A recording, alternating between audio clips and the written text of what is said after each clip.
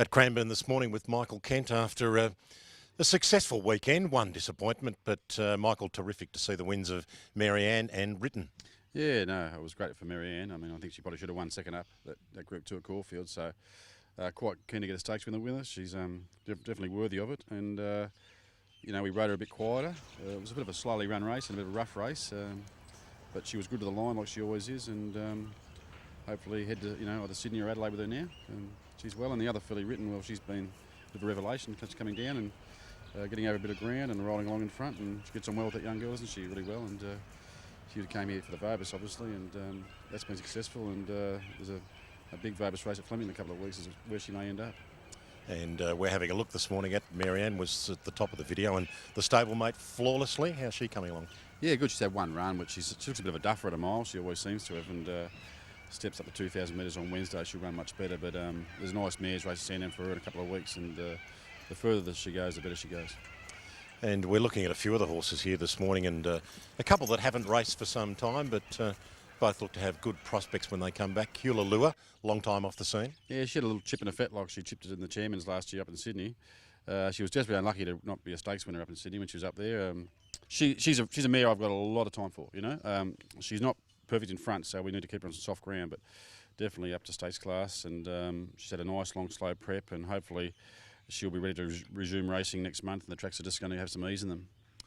Big Harry Trimboli, he's a big lump of a thing, but he looks pretty well graded now. Yeah, he's a horse with talent who's had no luck at all. I mean, what can go wrong will go wrong with Harry Trimboli. He sacked more jockeys, but look, he's had a few issues behind, and he used to lay out and be uncomfortable mid-race. So he's had a really long break. It's done him well. To me, he looks really good. Again, he appreciates soft ground, so he's coming up at the right time. A couple of the younger horses that hopefully are getting closer. A hard spun now called Escamillo. Yeah, nice horse. Yeah, he's got his barrier ticket last week. I might give him one more jump out next Monday before I go racing with him. Big lean horse, but a good, strong, hard-going horse. He'll want to race or two for sure. Black Velveteen. Yeah, she had her first pop at the gates there last week too. She trials Monday week. For a big filly, she shows a bit. I was quite pleased with the work so far. Probably looking more as a spring. I might give her one run if she copes with the preparation. We'll give her a run. Otherwise, she could go out and come back in the spring. Made to Fly. Yeah, big 3-year-old filly by Flying Spur, massive filly. She was very fat when she came, but she's come to hand really well. Again, the early works are showing enough ability to win races. And the way you are, Colt, how's he progressing at this stage? Yeah, really nice horse. He's got a great action horse. He's not a big horse, very athletic horse.